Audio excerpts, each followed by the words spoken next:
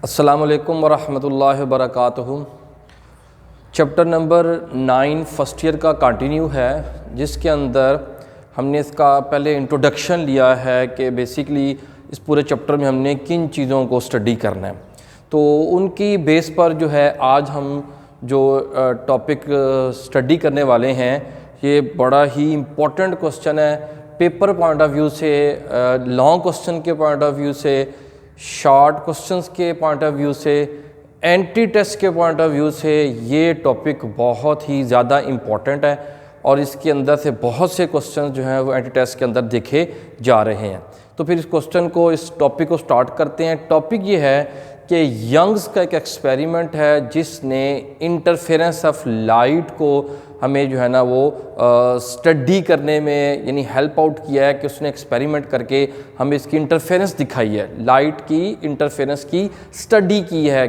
Detectable जो interference है उसकी कंडीशंस को फुलफ़िल करते हुए इंटरफेरेंस पैटर्न बना, उस पैटर्न की स्टडी, उसके पैटर्न का जो मैथमेटिकल रिलेशंस हैं वो हमने इस टॉपिक के अंदर क्या किए हैं, वो स्टडी किए हैं। इसके अंदर जो है ना हमने अंडरस्टैंड करने हैं आज। तो ये जो एक्सपेरिमेंट है ये क्या करता है, study the interference effect of the light के इंटरफेरेंस इफेक्ट की स्टडी करने के लिए हमने इसको यूज़ कर रहे हैं। सबसे पहले देखें जी कि ये जो एक्सपेरिमेंट है इसकी बेसिकली अरेंजमेंट किस तरीके से है और कैसे इसको जो है ना परफॉर्म किया गया। हमने कंडीशंस जो हैं वो डिटेक्टेबल इंटरफेरेंस की हमने ऑलरेडी स्टडी कर ली हुई हैं। ज़ाहिर बात है अगर हमने डिटेक्टेबल इंटरफेरेंस करनी है तो उन कंडीशंस को हमें फुलफ़िल करना ही पड़ेगा। लाइक जैसे ये मैं एक लाइट का सोर्स ले रहा हूँ जिससे प्लेन वेव्स आ रही हैं। प्लेन वेव्स को समझने के लिए आपको इंट्रोडक्टरी लेक्चर देखना होगा। इंट्रोडक्टरी लेक्चर के अंदर मैंने ये सारी बातें जो है आपको समझाई हैं। ये प्लेन वेव्स आ रही हैं, इन प्लेन वेव के सामने ये एक स्लिट है, छोटी सी ओपनिंग है, जिससे क्या हो रहा है जी, हाइगन के प्रिंसिपल के मुताबिक ये जो आपके पास स्लिट है ये as a source of secondary wavelet act करेगा। तो इससे क्या हो जाएंगे, इससे spherical wave fronts like a point source ये एक्ट करेगा और स्फेरिकल वेव फ्रंट्स इसमें क्या हो जाएंगे, जनरेट होने शुरू हो जाएंगे। इन स्फेरिकल वेव फ्रंट्स के सामने हमने दो स्लिट रखने हैं। दो स्लिट रखने से क्या होगा, ये जो आपके पास स्फेरिकल वेव फ्रंट्स हैं ये दो डिफरेंट क्या हो जाएंगे, पाथ में दो पार्ट्स में क्या हो जाएंगी, वो डिवाइड हो जाएंगी। तो फिर जिसकी वजह से हम ये कह सकते हैं कि ये जो वेव्स इस स्लिट से निकल रही हैं और इससे जो स्फेरिकल वेव फ्रंट्स निकल रहे हैं ये अब क्या हो गए हैं, कोहेरेंट हो गए हैं। मोनोक्रोमेटिक तो हैं, सिंगल वेवलेंथ हमने इस्तेमाल की है, ये मोनोक्रोमेटिक सोर्स है। कंडीशंस जो हैं हमने इंटरफेरेंस की, लाइट की जो डिटेक्टेबल इंटरफेरेंस है उसकी कंडीशंस को हमने इग्नोर नहीं करना। मोनोक्रोमेटिक लाइट आ रही है, आगे उसके वेव फ्रंट्स को हमने डिवाइड कर दिया, जिसका मतलब है ये दोनों अब क्या बन गए, कोहेरेंट सोर्स बन गए। जब ये दोनों कोहेरेंट सोर्स से आने वाली लाइट की फ्रीक्वेंसी सेम डायरेक्शन में ट्रेवल कर रही हैं, जब ये जाकर मिलेंगी किसी पॉइंट पर तो क्या करेंगी, इंटरफेरेंस करेंगी। तो यहाँ पर देखें, यहाँ से लेके यहाँ तक ये ऐसा पोर्शन है जिसके अंदर ये दोनों वेव्स क्या कर रही हैं, वो मिल रही हैं। तो हमने सामने एक स्क्रीन रखी, जिस स्क्रीन के ऊपर हमारे पास क्या आएगा, एक डिटेक्टेबल पैटर्न आएगा जिसको हम बड़ी आसानी के साथ डिटेक्ट करके क्या देख रहे होंगे। अगर मैंने जैसे यहाँ डायग्राम के अंदर रेड कलर यूज़ किया है तो मैं क्या देखूँगा, इस स्क्रीन के ऊपर रेड और ब्लैक, रेड और ब्लैक के पैटर्न बने दिखाई देंगे लाइक फ्रिंजेस। तो ये एक इंटरफेरेंस पैटर्न बनेगा, इंटरफेरेंस फ्रिंजेस का क्या हो जाएगा, पैटर्न बनेगा, जिसमें हम क्या बोलेंगे, ब्राइट डार्क पैटर्न आ जाएगा। ब्राइट से मुराद होगा जो कलर आप यूज़ कर रहे हैं वो कलर आपको ब्राइट में नज़र आएगा, और डार्क से मुराद होगा कि यहाँ पर वो कलर गायब हो जाएगा, ख़त्म हो जाएगा, और किसी जगह पर कलर के ना होने को हम डार्क बोलते हैं। तो इसका मतलब है यहाँ पे डार्क और ब्राइट क्या हो जाएंगी, वो फ्रिंजेस आपको जो है ना वो क्या हो रही होंगी, ऑब्जर्व हो रही होंगी। अच्छा, अब इसकी फर्दर कैलकुलेशन की तरफ जाने से पहले हमने थोड़ा सा एक और कॉन्सेप्ट, छोटा सा एक पॉइंट है जो हम ऑलरेडी थोड़ा सा डिस्कस कर चुके हैं, उसको ज़रा एक नए सेंस में जो है वो देखते हैं। वो क्या जी, यहाँ पे ये मैंने जो बी लिखा हुआ है ये बता रहा है ब्राइट को, ये बोलते हैं हम इसको मैक्सिमा, डायग्राम बुक में देखेंगे, वहाँ पर उसने इसको मैक्सिमा का लफ्ज़ भी इस्तेमाल किया हुआ है। और जो डार्क वाला है इसको क्या कह रहा है, वो मिनिमा, ठीक है, ये डार्क है। डार्क से मुराद है यहाँ पर जो है ना वो आपके पास जो कलर है जो हम यूज़ कर रहे थे वेवलेंथ, वो समझो ख़त्म हो रही है, ठीक है। तो इसको क्या बोलेंगे हम। अब इस बात को जो है ना मैं लेके चलता हूँ, जब हमने लास्ट लेक्चर स्टडी किया था उसके अंदर मैंने कंस्ट्रक्टिव और डिस्ट्रक्टिव इंटरफेरेंस समझाई थी आपको, तो इसी बात को उसके साथ जो है ना वो रिलेट करते हैं। देखिए, जब एक वेव उसका एक डिस्प्लेसमेंट, वहाँ पर दूसरी वेव आती है, सुपरपोजिशन प्रिंसिपल होता है, मिलती हैं दोनों के, अगर डिस्प्लेसमेंट इस तरीके से आ रहे हैं कि वो ऐड होके एम्पलीट्यूड को इंक्रीज कर रहे हैं, तो इसका मतलब वो था, क्या बोला था हमने, कंस्ट्रक्टिव इंटरफेरेंस कर रहा है। और जब ऐसे हुआ था कि उनके एम्पलीट्यूड्स या उनके डिस्प्लेसमेंट्स ऐसे आ रहे थे कि वो एक दूसरे के साथ कैंसिल आउट हो रहे हैं, अगर एक का क्रस्ट है दूसरे का ट्रफ आ रहा है, ठीक है, तो फिर क्या होगा, फिर हम एम्पलीट्यूड को क्या कर रहे थे, हम सब्ट्रैक्ट कर रहे थे, और इसका नाम रखा था डिस्ट्रक्टिव इंटरफेरेंस। इसका मतलब ये हुआ कि जहाँ कहीं पर ब्राइट इंटरफेरेंस नज़र आ रही है, ब्राइट आ रहा है, कलर नज़र आ रहा है, इसका मतलब है वहाँ पर क्या हुई है, कंस्ट्रक्टिव इंटरफेरेंस हुई है। और जहाँ पर आपके पास डार्क आ रहा है, इसका मतलब वहाँ पे फिर क्या हो रही है, डिस्ट्रक्टिव इंटरफेरेंस हो रही है, और उसमें डिस्ट्रक्शन हो रही है, और उसका एम्पलीट्यूड क्या हो रहा है, वो कम हो रहा है, जो रिजल्टेंट वेव बन रही है। तो इस बात को, जो कंस्ट्रक्टिव और डिस्ट्रक्टिव इंटरफेरेंस है, बेसिकली ये इंटरफेरेंस की टाइप्स हैं, इसको छोटा सा एक मैथमेटिक्स है उसकी फॉर्म में इसको कन्वर्ट करते हैं। वो क्या, जब आप ये कह रहे हों कि इसके अंदर कंस्ट्रक्टिव इंटरफेरेंस हो रही है, ये देखें, इसका डिस्प्लेसमेंट और इसका डिस्प्लेसमेंट दोनों इन फेज हैं, एक ही डायरेक्शन में है, तो फिर क्या हो जाएंगे, ये एडअप हो जाएंगे। तो फिर कैसे हो रहा है, अगर एक वेव का क्रस्ट आ रहा है, दूसरी का भी वहाँ पे क्रस्ट आना चाहिए, कहीं पर ट्रफ आ रहा है, दूसरी का भी वहाँ पे ट्रफ आना चाहिए, कहीं क्रस्ट आ रहा है, दूसरी का भी क्रस्ट आना चाहिए। इस मतलब जब क्रस्ट पे क्रस्ट आ रहा होता है तो फिर क्या होगा, वो कंस्ट्रक्टिव इंटरफेरेंस होगा। अब यहाँ पर अगली बात बहुत इंपॉर्टेंट सीखने वाली ये है कि मैंने ये नहीं कहा कि एक वेव का तीसरा क्रस्ट हो तो दूसरे का भी तीसरा ही क्रस्ट हो। मैंने बात की है क्रस्ट पर क्रस्ट, यानी एक वेव आ रही है, उसका वो 5वां क्रस्ट यहाँ पहुँचा, लेकिन दूसरी वेव आई है उसका 20वां पहुँचा बेशक क्रस्ट वहाँ पे, लेकिन क्रस्ट पर क्रस्ट होना चाहिए, तो वो क्या बना देगा, कंस्ट्रक्टिव इंटरफेरेंस। लेकिन इनके पाथ का डिफरेंस हो गया, एक करीब से आ रही होगी, एक दूर से आ रही होगी, पाथ का डिफरेंस तो पड़ सकता है ना। पाथ डिफरेंस जो है वो बड़ा इंपॉर्टेंट है, यानी वेव दो आ रही हो, लेकिन अगर उनके दरमियान पाथ डिफरेंस पूरी एक वेवलेंथ का फ़र्क हो, यानी एक का क्रस्ट 5वां तो दूसरी का 7वां, मतलब 2 वेवलेंथ का फ़र्क है इसके अंदर, ये जो पाथ का डिफरेंस है ये बड़ी इंपॉर्टेंट बात है। 2 वेव जो आके मिल रही हैं, अगर उनके पाथ का डिफरेंस लैम्डा के मल्टीपल का, चाहे 1 लैम्डा का फ़र्क हो, चाहे फ़र्क ना भी हो, एक का 5वां दूसरे का भी 5वां ही आ रहा हो, तो फिर इसका मतलब है उनके पाथ का डिफरेंस नहीं आ रहा, उनके दरमियान जो पाथ डिफरेंस है वो 0 है। या फिर उनके दरमियान 1 वेवलेंथ का पाथ डिफरेंस हो, तो एक का 5 दूसरे का 6, एक का 5 दूसरे का 8वां, एक का 5 दूसरे का 10वां, इन तमाम के अंदर जो पाथ डिफरेंस आ रहा है वो लैम्डा का मल्टीपल ही आ रहा है, या 1 लैम्डा, 2, 3, 4, 5, 10। तो इसका मतलब है जब भी 2 वेव्स आके मिलें, उनके पाथ डिफरेंस पाथ डिफरेंस जो उनका आ रहा है, अगर वो डिफरेंस जो है वो आपके पास लैम्डा के मल्टीपल्स में आ गया, तो समझो ये मिलकर क्या करेंगी, कंस्ट्रक्टिव इंटरफेरेंस करेंगी। बहुत इंपॉर्टेंट बात। इसी तरीके से जो डिस्ट्रक्टिव इंटरफेरेंस होता है उसमें क्या होता है, एक का क्रस्ट दूसरे का ट्रफ, जब ये मिलते हैं तो इनके एम्पलीट्यूड, इनके जो डिस्प्लेसमेंट्स हैं वो आपस में सब्ट्रैक्ट होते हैं, और रिजल्टेंट वाली क्या बनाती है, वो आपके पास लो एम्पलीट्यूड की, लो डिस्प्लेसमेंट की एक वेव बनेगी। या वो ख़त्म भी हो सकता है, टोटली डिस्ट्रक्टिव इंटरफेरेंस भी हो सकता है।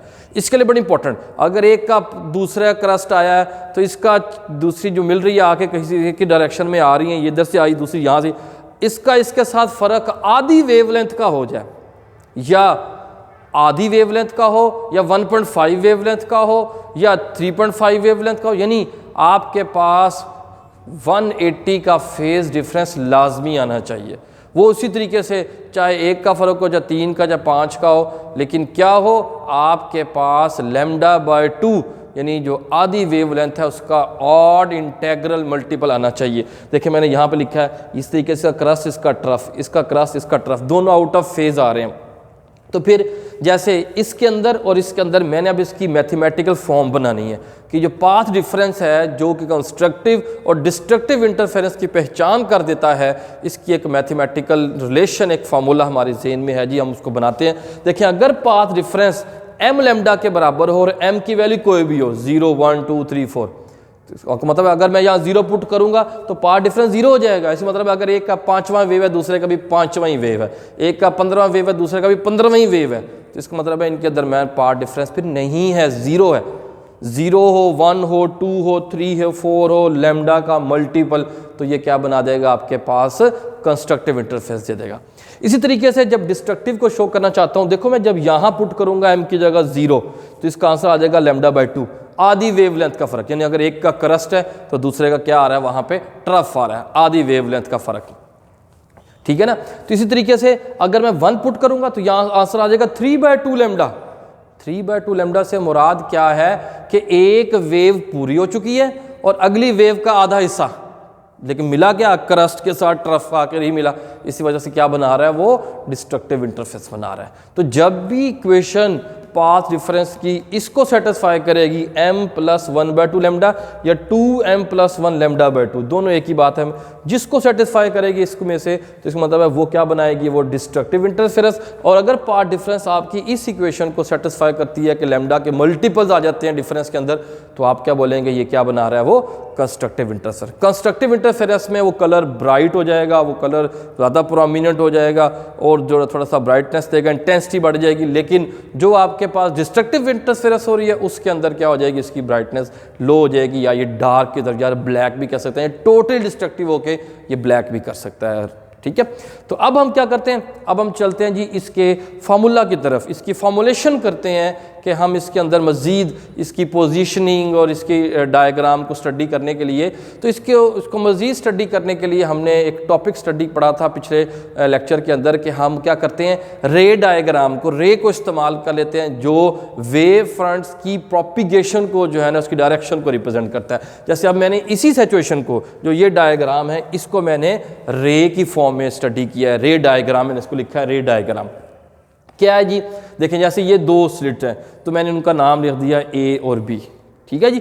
और ये स्क्रीन थी, इस स्क्रीन को मैंने ऐसे दिखा दिया, थोड़ा सा आपको प्रोमिनेंट कर दिया, जिसमें देखें ये bright dark bright dark bright dark pattern, red colour की वेवलेंथ यूज़ कर रहे थे, इसलिए मैंने रेड कलर को ब्राइट और डार्क को जो है वो ब्लैक के साथ जो है ना वो शो कर दिया यहाँ पे। तो ज़रा देखिएगा, ये इन दोनों के दरमियान डिस्टेंस है, जिसको क्या बोलते हैं, जो स्लिट है, स्लिट स्पेसिंग, ये स्लिट के दरमियान डिस्टेंस है। इस स्क्रीन से, जिसमें 2 स्लिट हैं, यहाँ से इस स्क्रीन तक के डिस्टेंस को मैंने L डिस्टेंस से रखा, और यहाँ पर इस पैटर्न के अंदर मैंने कोई एक पॉइंट खुद से सपोज कर लिया, यानी इसके मैंने फार्मूलाज बनाने हैं, इसमें एक्सप्रेशंस ड्राइव करने हैं, तो खुद से सपोज कर लिया कोई एक पॉइंट P।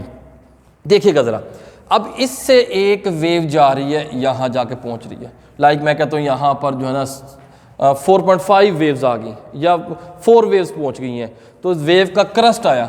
दूसरी वेव जो यहाँ जा रही है, इसका भी देखिए यहाँ भी जाके क्रस्ट ही मिल रहा है, क्रस्ट पर क्रस्ट आया, इसलिए इस पॉइंट को मैंने ब्राइट मान लिया।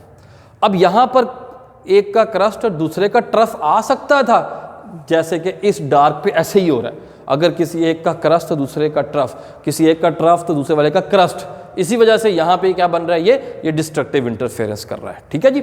अब जरा देखिएगा, मैंने कॉन्सेप्ट बताया था पाथ डिफरेंस का। पाथ डिफरेंस मतलब उनके दरमियान फासले का फ़र्क। ऐसे करते हैं, यहाँ से लेके यहाँ तक इससे जो डिस्टेंस ट्रेवल किया है, उतना डिस्टेंस हम इसके अंदर से यहाँ तक सपोज कर लेते हैं। आएगा कैसे, इससे आप एक परपेंडिकुलर लाइन ड्रॉप करें, ये लाइन जब ड्रॉप करेंगे तो तकरीबन ये वाला डिस्टेंस और ये वाला डिस्टेंस क्या हो जाएगा, वो इक्वल हो जाएगा। इसका मतलब है ये जो बच गया है, that is the difference between these 2 paths, यही है इन दोनों के पाथ के दरमियान फ़र्क। अब इस पर डिपेंड करता है कि ये पाथ डिफरेंस किसके बराबर है। अगर तो ये एक वेवलेंथ के बराबर है तो ये कंस्ट्रक्टिव इंटरफेरेंस हो रही है, अगर ये 2 वेवलेंथ मुकम्मल के बराबर है तो डिस्ट्रक्टिव हो रही है, अगर ये 5 है, 10 है, 50 है, 100 है, तो क्योंकि इसने m लैम्डा को सेटिस्फाई कर लिया, पूरी वेवलेंथ का फ़र्क बनना चाहिए। तो इसका मतलब है कि मैं ये कहूँगा कि इन दोनों स्लिट से इस पॉइंट पर जाकर मिलने वाली जो 2 वेव्स हैं वो कंस्ट्रक्टिव इंटरफेरेंस करेंगे। लेकिन अगर इनका डिफरेंस एम लेमडा के बराबर नहीं आता, इनका डिफरेंस आ जाता है किसके 2m+1 लेमडा बाय 2 आधी वेवलेंथ, या 3/2 वेव, या 5/2 वेवलेंथ, या 7/2 वेवलेंथ। ये सारी वेवलेंथ क्या बताती हैं कि 1 या 2 पूरी हो गई हैं, फिर आधी 3 पूरी हो गई, आधी 4 पूरी हो गई, आधी 5 पूरी हो गई, आधी। तो ये सारी जब आधी का फर्क जब भी आ रहा होगा तो इसका मतलब है वो क्या बना रही हैं, वो डिस्ट्रक्टिव इंटरफेरेंस कर रही हैं। जैसे कि इस पॉइंट पे, इस पॉइंट पे, इन पॉइंट पे, इन पॉइंट पे, सब पे डिस्ट्रक्टिव इंटरफेरेंस हो रही है।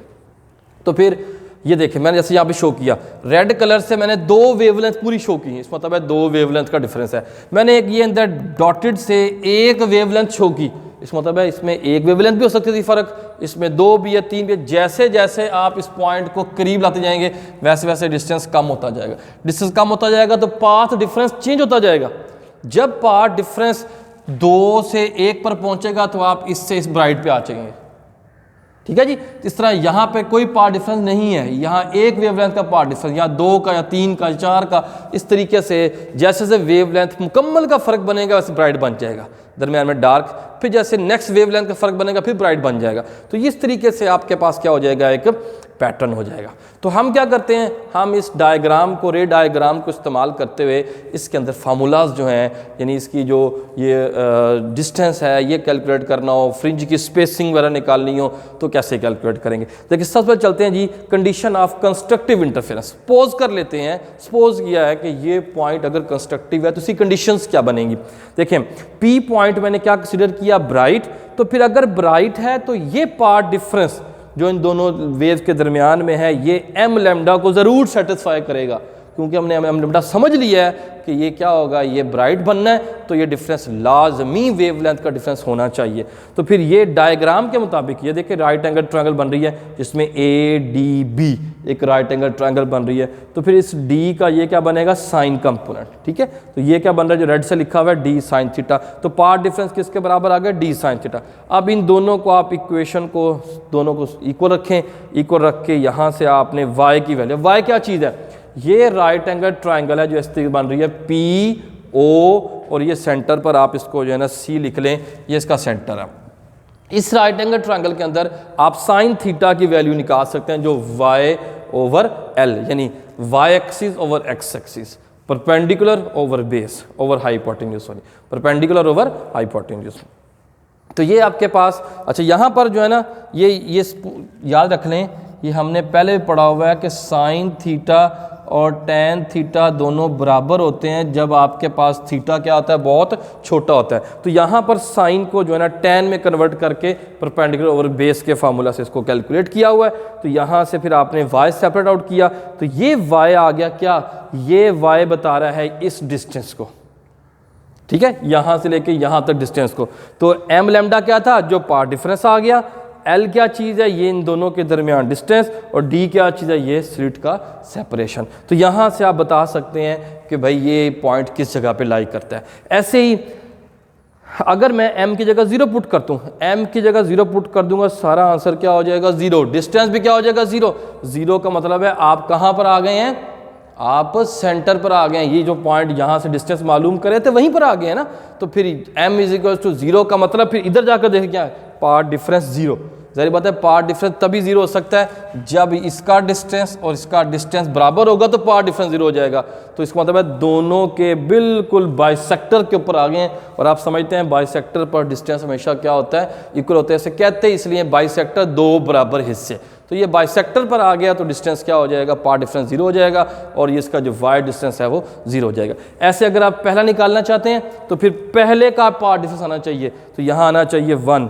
दूसरा निकालना चाहते हैं या 2, 3, 4, 5, तो मैंने क्या लिख दिया, पोजीशन ऑफ जर्नल कोई पॉइंट निकालना चाहते हैं किसी पॉइंट का, तो उसकी ये इसके नीचे वाई एम लिख देंगे। फार्मूला यही होगा m lambda l over d, यानी जो आप कहेंगे दूसरा ब्राइट तो यहाँ दूसरा, तीसरा ब्राइट तो तीसरा, जो भी आप कहना चाहेंगे आप निकाल सकते हैं। ठीक है जी। लेकिन यहाँ पर एक बात बड़ी इंपॉर्टेंट रखनी है, इसके अंदर जो ये आपके पास सेंटर होता है इसको क्या कहा जाता है, जीरोथ ब्राइट। क्या बोलते हैं इसको, जीरोथ ब्राइट। ठीक है, जीरोथ ऑर्डर ब्राइट। ये होगा आपके पास जो है ना फर्स्ट ऑर्डर ब्राइट, ये सेकंड ऑर्डर ब्राइट, ये थर्ड ऑर्डर ब्राइट, जो भी ऑर्डर कहा जाएगा आप वो ऑर्डर पुट करेंगे, आपके पास जो है वो आंसर आ जाएगा। इसको जब जीरो कहा जाता है तो इसकी जगह क्या पुट करते हैं, m की जगह 0। जब फर्स्ट ऑर्डर कहा जाएगा तो m की जगह 1, जब सेकंड ऑर्डर कहा जाएगा तो m की जगह 2 पुट करके आप इसके डिस्टेंस जो कैलकुलेट कर सकते हैं। अब आते हैं जी इसी तरीके से डार्क की तरफ। अब इसके अंदर जो डार्क हैं हम इसका डिस्टेंस भी कैलकुलेट कर सकते हैं कि डार्क का क्या क्या एक फार्मूला बनेगा, सेंटर से कहाँ बन रहे हैं। देखें उसी तरीके से सिर्फ इतना सा फ़र्क है, जब यहाँ ब्राइट लिया था अब यहाँ पे डार्क की क्वेश्चन लेनी है, बाकी कोई फ़र्क नहीं है। ये d sin थीटा दोनों बराबर रखने हैं। उसी तरीके से y की जो इक्वेशन निकलेगी, यहाँ पे क्या आ रहा था आपके पास m आ रहा था, यहाँ पे क्या आ रहा है m + 1/2, m + 1/2। अब इसके अंदर भी इस तरीके से जब आप 0 पुट करेंगे, 0 पुट करने पर अब इसका आंसर 0 वाली जगह पे नहीं आ रहा, सेंटर पर नहीं आ रहा, कहाँ आ रहा है, इस जगह पे आ रहा है। इसीलिए इसका जो नाम रखा जाता है, इसमें 0th ऑर्डर नहीं बोलते, सो क्या बोलते हैं, फर्स्ट ऑर्डर डार्क। अब मजे की बात यहां पर है कि जब आपको फर्स्ट ऑर्डर डार्क कहा जाएगा, आपने पुट जो है वो m की वैल्यू क्या करनी है, 0 ही करनी है। यानी जब m की वैल्यू 0 पुट करेंगे तो आप पास क्या निकलेगा, फर्स्ट डार्क। जब सेकंड डार्क निकालना है तो आपने क्या पुट करना है, 1। जब थर्ड डार्क निकालना है आपने पुट करना है 2। यानी इसमें एक पीछे नंबर पुट करते हैं तो आपके पास उसके जो है ना वो ऑर्डर आना शुरू हो जाते हैं। ठीक है, ये बहुत इंपॉर्टेंट है, शॉर्ट क्वेश्चन आंसर के लिए MCQ यूज करें, यहाँ से MCQ बन सकता है। तो ये आपके पास किसकी क्वेश्चन आ गई है, ये डार्क की क्वेश्चन आ गई है। अब अगली बात हमने क्या सीखनी है, अगली है जी कि दो कंसेक्टिव जो ब्राइट्स होती हैं इनके दरमियान डिस्टेंस निकालना होगा। ठीक है, जिसको क्या बोलते हैं, फ्रिंज स्पेसिंग। फ्रिंज की स्पेस जो है ना, फ्रिंज की जो हाइट है, डिस्टेंस है, वो कितना आएगा। वो बड़ी सिंपल सी बात है, किसी दो की वैल्यू निकाल के उसको माइनस कर लें। लाइक मैंने क्या लिखा, पहले मैंने कहा जी कोई m stand for any order, m तो ब्राइट रखा, इसकी वैल्यू क्या है, m λ/d। इससे जो नेक्स्ट वाला होगा m + 1, अगर ये 7 था तो 8, अगर ये 12 था तो 13 की बात कर रहा हूँ, तो 13 है, या जो भी नेक्स्ट आ रहा है वो m + 1 आ जाएगा। जब इन दोनों को मैं माइनस करूंगा तो मेरे पास जो डिस्टेंस आएगा वो फ्रिंज की स्पेसिंग आ जाएगी, जो मैं क्या कह रहा हूँ, ब्राइट के लिए मैंने यूज़ किया। इसी तरीके से आप डार्क की क्वेश्चन लें, पहले m के लिखें, फिर m + 1 के लिख के इसको दोनों को माइनस करें, आंसर आपके पास यही आएगा। इसका मतलब है ये इक्वली स्पेसिंग होती हैं। जितना डिस्टेंस एक ब्राइट से दूसरे ब्राइट तक होता है, उतना डिस्टेंस एक डार्क से दूसरे डार्क तक होता है। इसका मतलब है कि इनके दरमियान जो स्पेसिंग होती है, जो डिस्टेंस होता है, वो क्या होता है, वो बिल्कुल इक्वल डिस्टेंस होता है। अब ये लॉन्ग क्वेश्चन तो ख़त्म हो गया, लेकिन इसके एंड पर एक छोटी सी इंपॉर्टेंट बात आप ज़रूर शामिल कर दें, जो आपको शॉर्ट क्वेश्चन आंसर के लिए भी बड़ी इंपॉर्टेंट है, आ सकती है, लेकिन लॉन्ग के अंदर भी एंड पर आप इसको लिख देंगे तो एक अच्छा इंप्रेशन पड़ेगा। लेकिन मैं ज़्यादातर इसको डिस्कस करता हूँ शॉर्ट क्वेश्चन आंसर या MCQs के अंदर। देखिएगा ज़रा, ये आपके पास फ्रिंज स्पेसिंग आ गई, इसमें हमें क्या पता लग रहा है, इसका पता ये लग रहा है कि इन स्पेसिंग को हम कैसे इंक्रीज या डिक्रीज कर सकते हैं, या कौन कौन से फैक्टर्स हैं जिसको अगर हम चेंज कर देते हैं तो ये स्पेसिंग आपके पास क्या हो जाएगी। जैसे ब्राइट बना, ब्राइट बड़ा बने, ब्राइट छोटा बने, इससे डिस्टेंसेस में फ़र्क पड़ेगा। यानी एक सेंटर ब्राइट से थर्ड का डिस्टेंस इंक्रीज या डिक्रीज हो सकता है बाय चेंजिंग क्या क्या, wavelength, by changing distance between screens and by changing distance between two slits. देखें यही है, लैम्डा से क्या मुराद है, वेवलेंथ। आप कौन सा कलर यूज़ कर रहे हैं, कौन सी वेवलेंथ यूज़ कर रहे हैं। जितनी बड़ी वेवलेंथ यूज़ किया, मैंने रेड कलर यूज़ किया, बड़ी वेवलेंथ यूज़ किया, मैंने इसकी जगह ब्लू कलर यूज़ किया होता तो इसकी जो स्पेसिंग बनी थोड़ी कम बननी थी, क्योंकि इसकी वेवलेंथ थोड़ी होती है। वेवलेंथ थोड़ी होगी तो स्पेसिंग भी क्या बनेगी, उसकी वो थोड़ी बनेगी। इस तरीके से एल क्या चीज़ है, डिस्टेंस, इन दोनों को डिस्टेंस, जितना बड़ा डिस्टेंस करेंगे उतना ये थोड़ी सी क्या हो जाएंगी, फ्रिंजेस बड़ी होना शुरू हो जाएंगी। तीसरा यहाँ पे आपका डिस्टेंस है वो distance between these two slits, इसके इनवर्स प्रोपोर्शन है। जितना डिस्टेंस इसका आप कम करना शुरू कर देंगे उतने ये दूसरे से क्या हो जाएंगे, दूर जाना शुरू कर देंगे, जिससे क्या हो जाएगा, स्पेसिंग इंक्रीज होना शुरू हो जाएगा। तो ये फैक्टर्स हैं जिसकी वजह से स्पेसिंग क्या हो सकती है, वो वेरी भी कर सकती है। ठीक है जी, इसके बारे में किसी किस्म का क्वेश्चन हो तो कमेंट सेक्शन में ज़रूर बताएं, इंशाल्लाह इसको रिजॉल्व करेंगे। Thank you very much.